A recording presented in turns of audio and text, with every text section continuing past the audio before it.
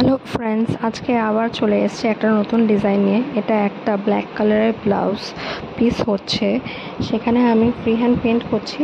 এটা একটা ফ্যাব্রিকের ওপরে হ্যান্ড পেন্টটা হচ্ছে, তারপরে কাস্টমারের সাইজ অনুযায়ী এটা স্টিচ হবে। এটা করা হচ্ছে আলপনা স্টাইলেই বর্ডার। এটা সামনে ব্লাউজের ব্যাকের সাইডটা, সামনে না সরি, ব্লাউজের ব্যাকের সাইডে এটা হচ্ছে। প্রথমে বর্ডার করা হচ্ছে, বর্ডারের পরে ফুল বডিতে ছোট ছোট বুটি দিয়ে এটা কভার করা হবে।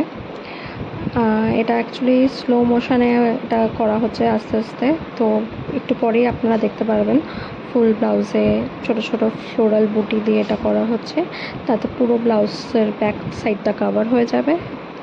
যখন হয়ে যাবে, ফিনিশ হয়ে যাবে, দেখতে খুবই ভালো লাগবে।